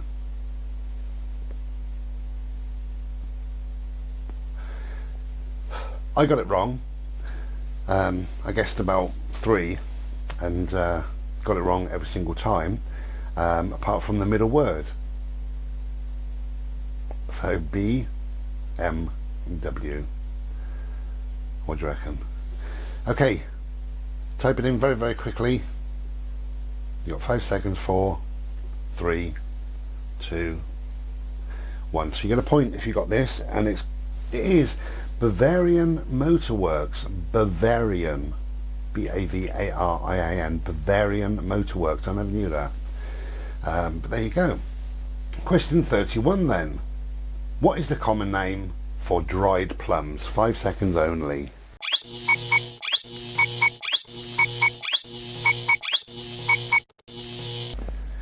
Okay, what is the name? What is the common name for dried plums?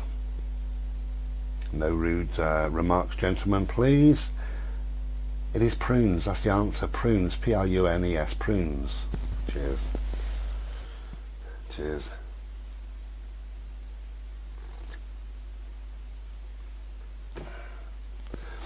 Now then, how do we do? The last one we got to, question 31, it was prunes. So, question 32, I'll give you some time on this one. Which bone are babies born without? That's question 32, write that down. Which bone are babies born without? So, how are we? How are we doing? At the end of this, you know, if you only get a point, or 2 points, 3 points, 10 points, whatever you get, don't forget, I mean, I've made videos on this as well, really, but my thinking is that intelligence is just memory. That's all it is, honestly. If you've got a good memory, then your class has been intelligent. So if you say, what's the capital of France, to 2 school children, and they don't know because they're little, so you tell them it's Paris, and they say, oh, okay. And then next week you get those 2 children and say, what's the capital of France? And the little boy, there's a little boy and a little girl, the little boy can't remember. His memory just isn't, you know, as good as the girl. And she thinks, oh, he told me that last week. Oh, he said Paris. Yeah, Paris is the answer. Yes, correct. So she gets a point. She gets classed as being intelligent. And also, exams are funny. I loved exams at school. A lot of kids go to bits, they go to pieces, they make it up to be a big, big thing in their head. Are you typing what the answer is, by the way? What bone a baby's born without? Yeah, they go to pieces because they make it up to be something big, because it's unusual, isn't it? You're not with a group of school children, excuse me, not with a group of school children, not shouting, not hollering, not playing up, not being silly. Suddenly you're sat in this place of silence. So it is a bit worrying for some. But on the whole, I think intelligence is just memory. That's all it is. You know, but then we don't class somebody as being intelligent if their memory goes one way. So if they remember every single address they've ever lived at, and they've lived at 21 places, we don't say, God, he's so intelligent. We say he's got a really good memory, he can remember all his addresses. But when it comes to other things, then we call it intelligence. But it's just, it is just memory, that's all it is. Okay.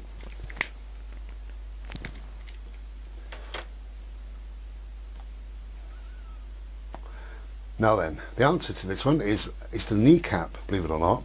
And I know you're going to say they've got a cartilage type covering, which turns into a kneecap. A kneecap is a bone, but babies are actually born without it. They're born with a kind of calcium type deposit on their knees, if you like. But it's not a true bone, not classed as a bone. So that was question 32. What bones are babies born without? And that's a kneecap. So moving on then, question 33. Who wrote Merchant of Venice? 5 seconds on this. You either know it or you don't. Who wrote Merchant of Venice? 5, 4, 3, 2, 1. Okay. You knew the answer to this, didn't you? Some of you, anyway. This is, as I say, you either know the answer or you don't. It's William Shakespeare wrote The Merchant of Venice. Okay, question 34 then. Which mammal has no vocal cords?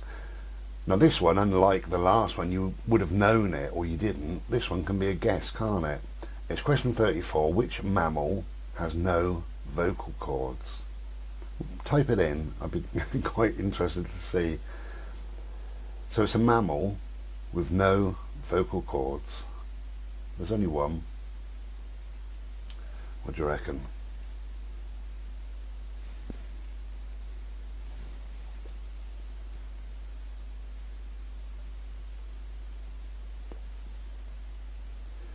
Well,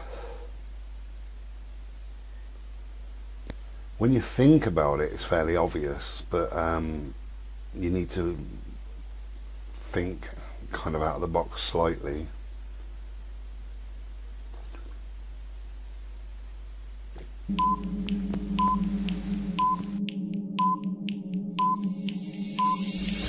Okay, so thinking out of the box, which animal has no vocal cords? Which animal has a throat and a neck about 10 foot long?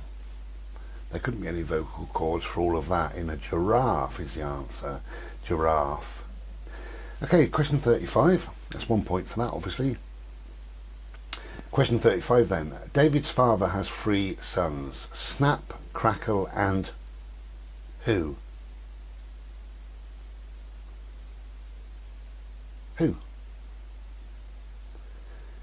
David's father has 3 sons, Snap, Crackle and...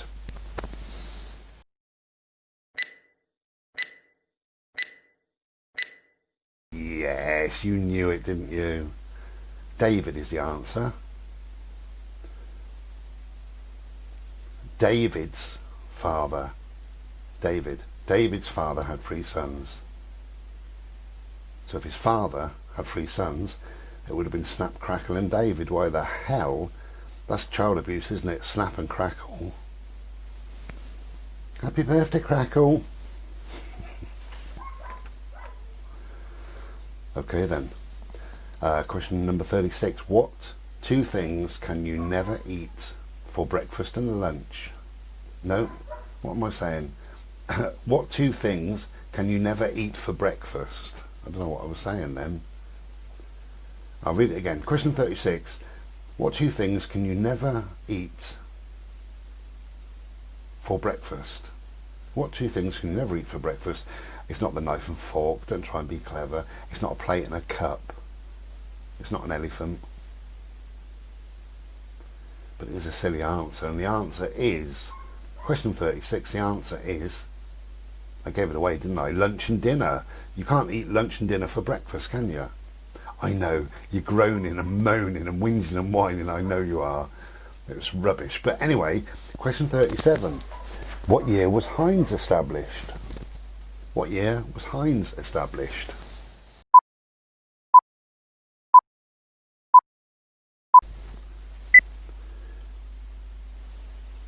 It was. This is a lot older than I thought. What year was Heinz established? It was 18. Did you get it right? 1860.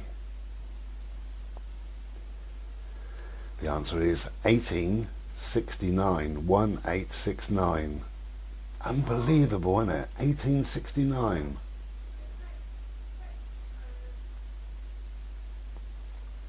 Yeah. 1869. Okay. This one you need to think about, really. So it's question 38. If all the states of America were placed in alphabetical order, what would be the first and what would be the last? So if all the states of America were placed in alphabetical order, what would be the first and what would be the last? So you've got to work it out, haven't you? So what begins with A? Albuquerque? I don't know America very well. So what would be the first and what would be the last? Is there one with Z? You work it out. That's question 38 then. I'll give you 2 points for this if you get the first and the last. If you only get the first, you get a point. Or if you only get the last, you get a point. I'll give you 5 seconds. Okay,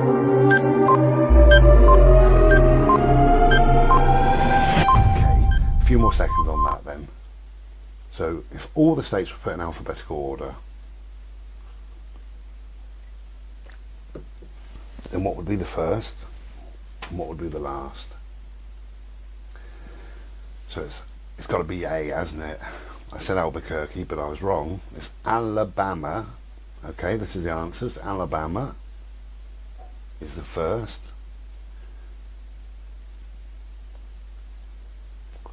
And the last state, there isn't a Z, it's a W. So it's a Wyoming. So if you got that correct, well done. That's 2 points if you got both. Alabama and Wyoming. W-Y, Wyoming. Okay, how is St. Stephen's Day better known? You know this one. 5 seconds only.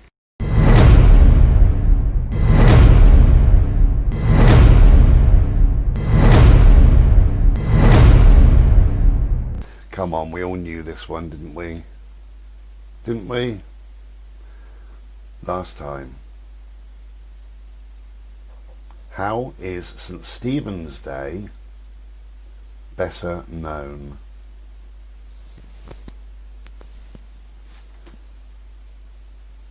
Well, St. Stephen's Day is better known as Boxing Day. It's the day after Christmas, it's the 26th. St. Stephen's Day is Boxing Day. Okay, we're doing really well now. We're on question number 40. So we've got 10, maybe 11 more questions to go, that's all. So just a few more minutes now. So question 40 then, how many bananas can you eat if your stomach is empty? Bit random, isn't it, eh? How many bananas can you eat if your stomach is empty? Who knows? How many bananas can you eat if your stomach is empty? Could be a trick. Could be a trick question, couldn't it? Really? How many bananas can you eat if your stomach is empty? And the question is, no, it's not. The question was that. And the worst host in history goes down to. Okay, so. How many bananas can you eat if your stomach is empty? Just one, because after that, it's not empty anymore. Just one. So if you got 1 point. Okay, question 40. I'll be typing this in. If you have a look. Well, go on then. Question 41. I never was, but will always be. No one ever saw me, but everyone knows I exist. I give people the motivation to better themselves every day. What am I? Again. I never was, but will always be. No one ever saw me, but everyone knows I exist. I give people the motivation to better themselves every day. What am I?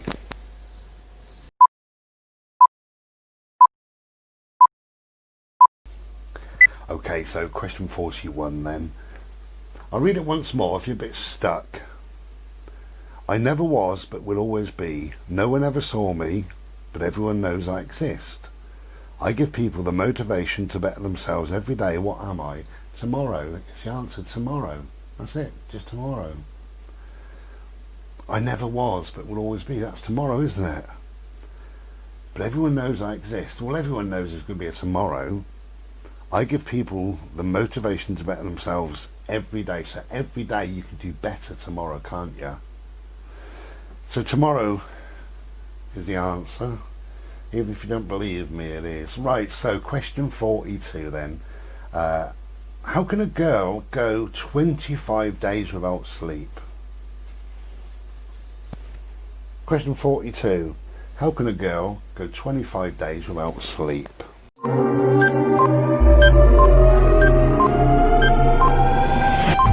Anybody got any idea? I had none when I did this. Don't forget, I've done these as well. My score was about 4.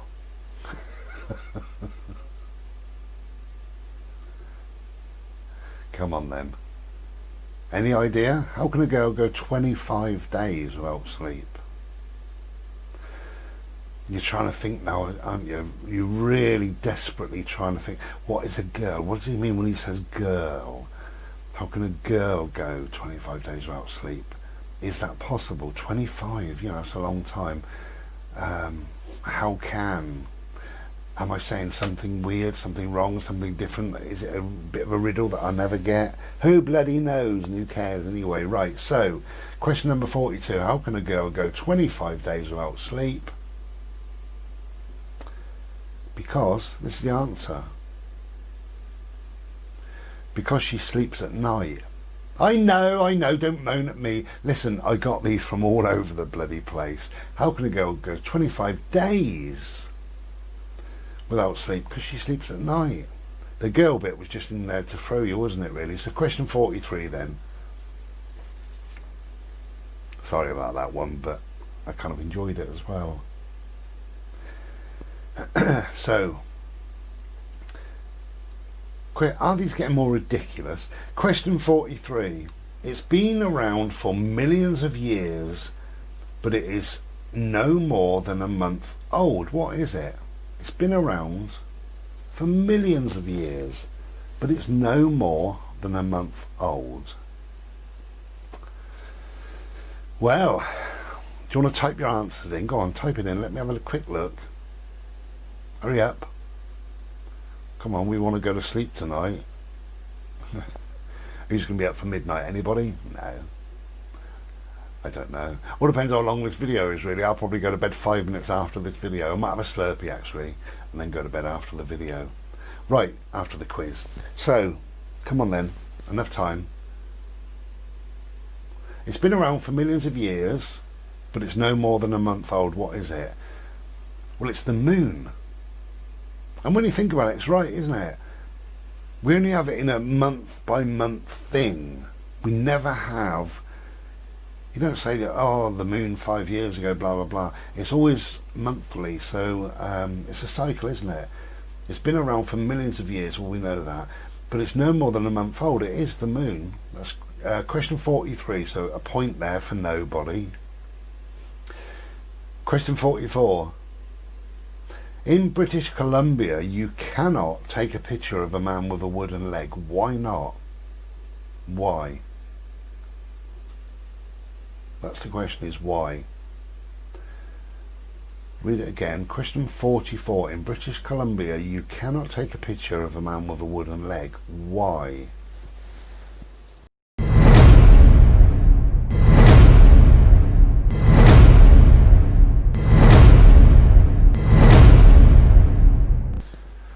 Who got this one then? It was question 44. Any idea? In British Columbia, you cannot take a picture of a man with a wooden leg. Why? Because, this is the answer, You can't take a picture with a wooden leg, you need a camera.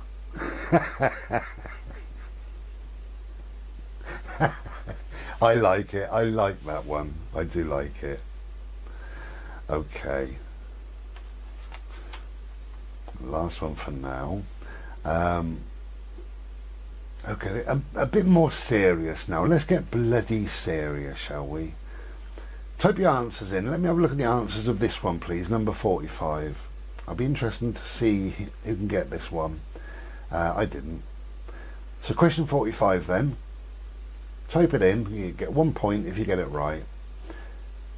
Which gas is formed when a hydrogen bomb is detonated?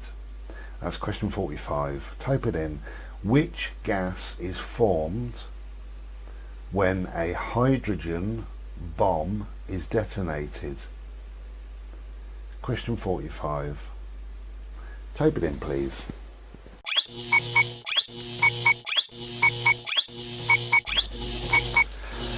Okay, I'll give you a few more seconds because you're typing in. Hopefully you're typing in. Do you know the answer? Are you typing a guess, or are you typing what you know is the answer? Who knows? Been a bit of fun this, isn't it, eh? So we've got about 5 questions to go, which I'm not going to do today. I'm doing it another day. I'm making this obviously, a number of weeks before. Okay, so, well, a number of weeks. I don't know what the date is actually. Making this about 10 or 15 days, something like that before. Okay, so number 45 then. So which gas was it that was formed when a hydrogen bomb goes off? Boom.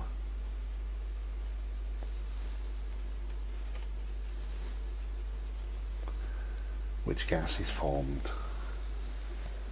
Okay, so you're typing it in, are you? Okay, let me have a quick look at what you're typing.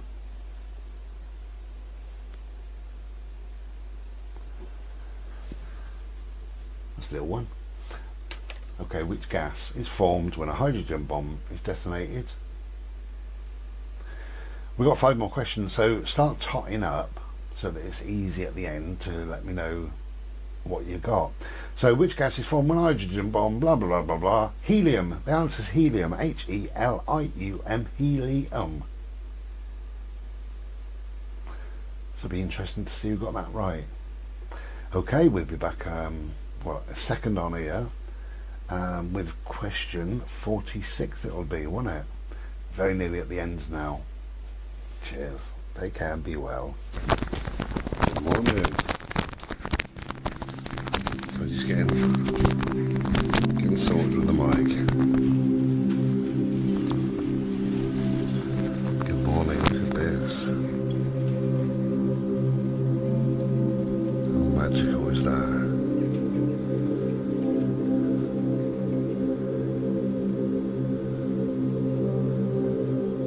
I can't believe the colours. Absolutely beautiful.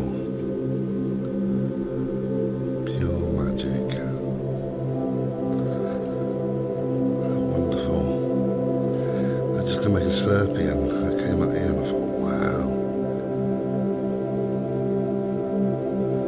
There you go. It's short-lived, unfortunately, but at least we're here to witness it. Look at that. Nice.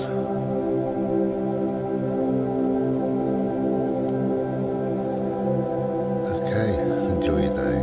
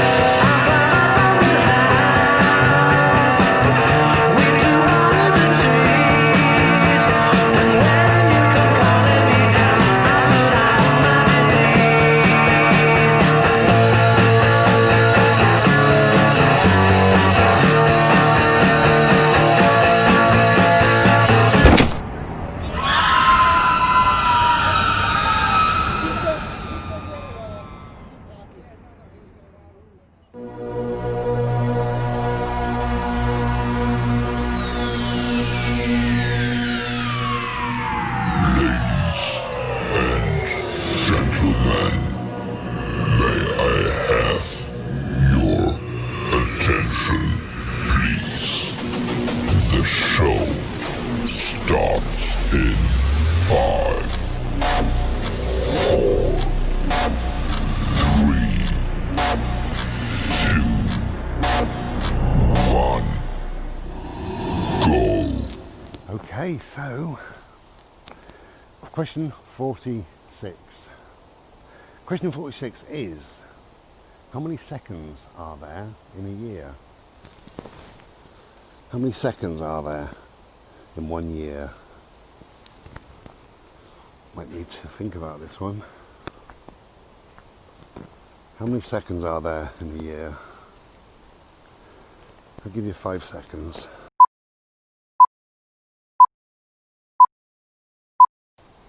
Okay. I'm sorry to tell you, there are 12, and it's the 2nd of January, 2nd of February, 2nd of March, 2nd of April, 2nd of... Sorry about that, but I read it somewhere. It tickled me fancy, I told you. Tickled me fancy. Yeah, it's the 2nd of every month. So there are 12, that's the answer is 12. 1 point if you got that, and if you tried adding that, well, I'm sorry. Oh dear, we've got a bit of blue sky.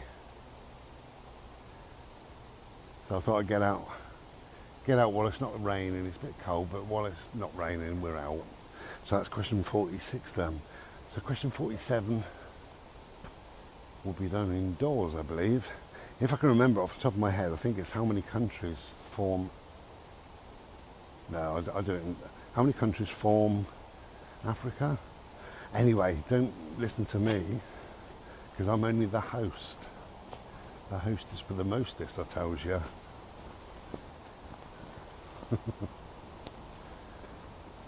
Bit of green for you.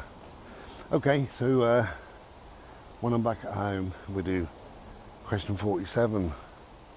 So only got 5 more minutes, something like that. Anyway, take care then. Be well. So, hello. Well, I got it right in the woods. Question 47. How many countries make up Africa? Cheers.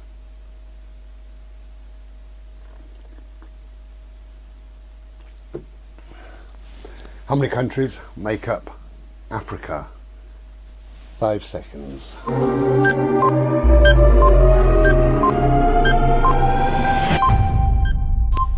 Okay. How many countries make up Africa? That was question 47, so make sure you're keeping correct tabs. The answer was 54. Shall I name them all? I won't bother. Now, we come to my favourite question out of all of these. There's going to be 51 in total, but this is question number 48. I like this, I really do like this one. So which vehicle is spelled the same forwards and backwards? Which vehicle is spelled the same forwards and backwards? Type it in. Let me know, because it's going to be a guess for, I'm sure, 99% of you.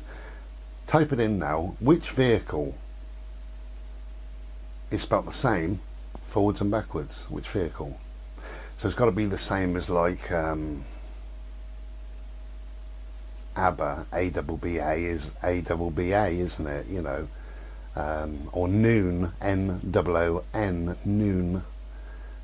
It's one of those sort of things. It's not a, what do they call them, palindromes or whatever? It's not one of those, but it is, well, a name of, let me have a look. Question 48, which vehicle is spelt the same forwards and backwards? Type it in. Give me another few seconds on that, because it is a good question. I like it anyway. Yeah, I think it's a good, it's very clever. That's what I think.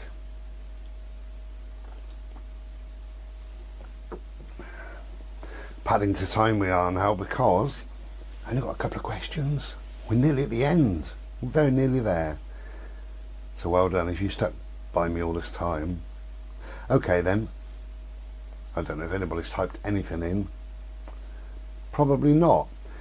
So that was question 48 then. Which vehicle is spelled the same forwards and backwards? The answer is it's a race car. R-A-C-E-C-A-R. and backwards R-A-C-E-C-A-R,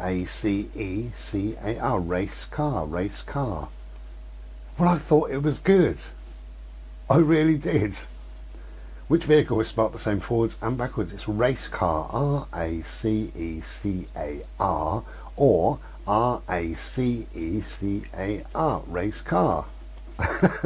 It's a vehicle, and it is spelled the same forwards and backwards. Okay, question number 49 now. Question number 49, what is the correct name given to the dot on top of the letter I? What is the correct name given to the dot on the top of the letter I? Who knew, eh? Who knew that there would be a specific name?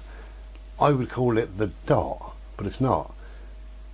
So what name do we call that dot? The dot on the little I.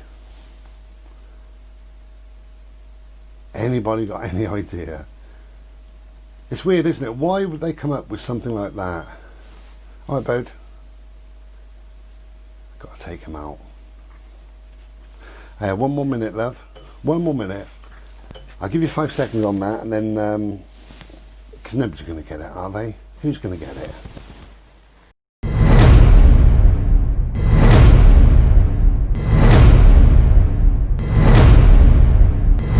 Okay then. We're very, very nearly at the end. So that was question number 49. What is the correct name given for the dot on top of the letter I? And the answer is, it's called a tittle. T-I-T-T-L-E. T-I-T-T-L-E. A tittle. Did you know? I didn't know that. I didn't know that at all. I wouldn't have thought that there would be a specific name. But now you know that, you can impress all of your friends as you're walking down the street. Morning, Mrs. Jones. Or do you know what the dot above the I is? And she'll say, what's a dot? And you'll say, yeah, but it's got a specific name, Mrs. Jones. Do you know it or not, you thick bitch? It's called a tittle. T-I-T-T-L-E. Tittle. Sounds a bit like a Ken Dodd word. Tittle. Okay then, so the final two questions we have. Question number 50. Question number 50. Mr. and Mrs. Mustard. I'll probably type, in fact I will, I'll type this in. So have a look in the chat room thing. Mr. and Mrs. Mustard have 6 daughters, and each daughter has 1 brother. How many people in the Mustard family? Yeah, one last time then. So Mr. and Mrs. Mustard have 6 daughters, and each daughter has 1 brother. So how many people are in the Mustard family?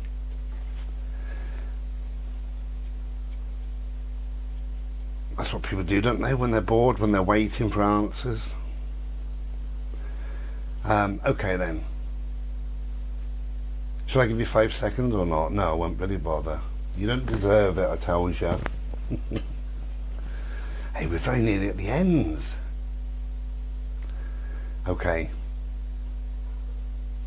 So let's work that out then, shall we? So the answer is, Mr. and Mrs. Mustard have 6 daughters. So there's Mr. and Mrs, that's 2, isn't it? The 6 daughters are 6. 6 out of 2 is 8. And each daughter has 1 brother. Well, since each daughter shares the same brother, in other words there's only 1 son, right? So there's 6 girls, 1 boy, plus Mr. and Mrs. So the answer is 9, obviously. So it's Mr. and Mrs. Mustard, then there's 6 girls, that's 8, and the 1 boy, which is 9. What's the answer? Okay, question 51. I'm going to type this in and you'll listen to some music. 2 points for this, a point for the artist and a point, this is the last question, a point for the artist. I'll tell you what, the last question, okay, 3 points for the artist and 3 points for the title, so a potential 6 points here. Now I'm typing it in, typing the lyrics in, and we listen to some music, so we just go quiet for a minute or two. On the dark desert highway, cool cutting my hair. What is made of colitas, rising up through the air. Up ahead in the distance, I saw a chimney light. My head will leaving, I'm unsung within. I had to talk for the night. There's Chitu in the doorway. I heard the mission bell, and I was thinking to myself, we could let David all of this could be hell. But she lit up a candle, and she showed me the way. There were bosses time to go right. So a few more seconds on that then. 3 points for the artist and 3 points for the title. It's one of my favourite songs actually, I love it.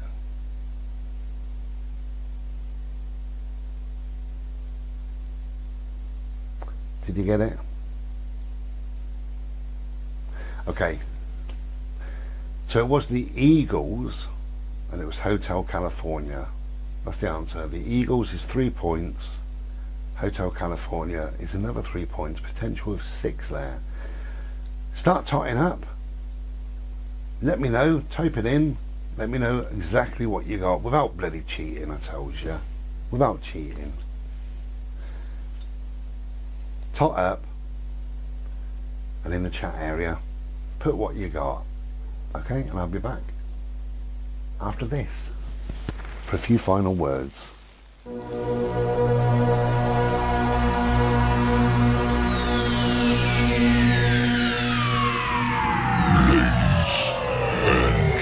Gentlemen, may I have your attention, please? The show starts in 5, 4, 3, 2, 1, go.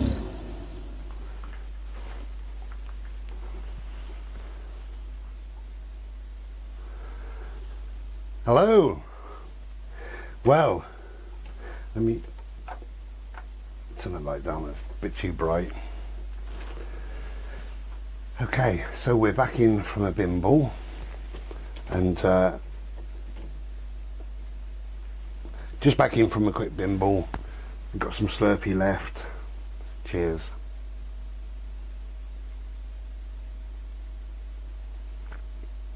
Nice, I thought we'd finish this.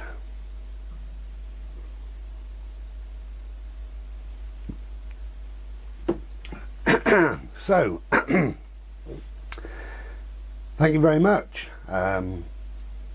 Hopefully it's been a bit of fun and games. Whittled away an hour or two, probably a bit more, of our time on New Year's Eve. And obviously you've typed in now, hopefully you've typed in, so we know who the winner was, who got the most points, as long as they were being honest. I wonder if you were. Hopefully you were anyway.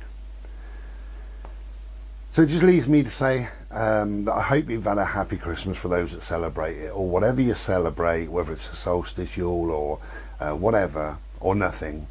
That I hope you've had a happy time anyway, and a healthy time. It's really important this time of year, isn't it, to try and remain as healthy as we possibly can.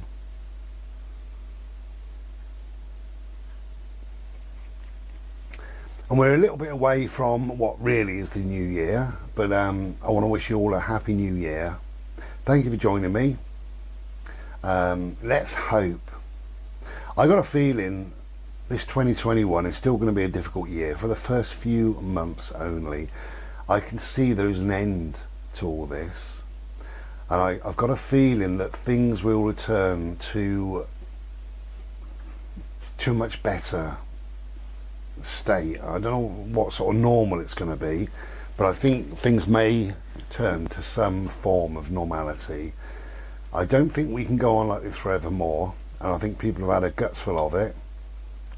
And just seeing what people write on YouTube and Facebook and wherever, and just people in the street that I talk to,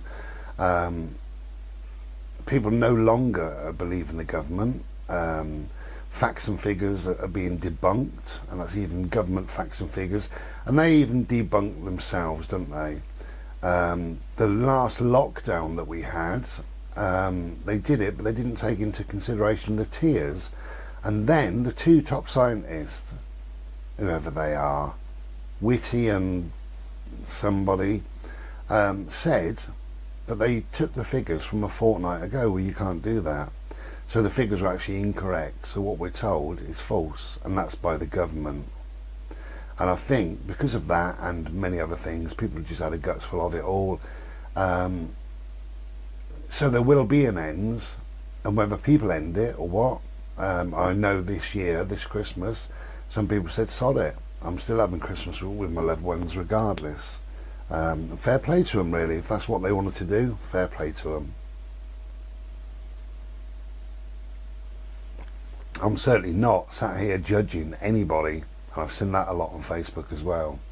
You must follow the rules, you must follow the guidance, you must do what you feel is right. But I got a feeling that 2021 will eventually get better. Not initially, but I think it will get better after the springtime. So let's hope, yeah? Let's all hope. Okay, so that's it. We're off now. So thank you for joining me. Well done to whoever got first place, in other words, the most points. Well done to anybody who got any points, because we're all winners, because we all took part in a little quiz. We felt less alone. We felt connected with like-minded souls.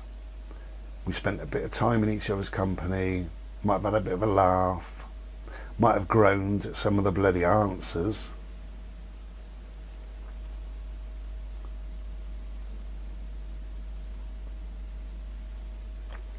So thank you very much for joining me, and I'll see you in 2021. So in the meantime, Happy New Year. Let's hope it's a better one. It can't be any bloody worse. Take care then. We'll be back another day. Cheers. Take care. Be well. Remain healthy. Sending you lots of love. Take care then. Be well. Ta-da. Cheers.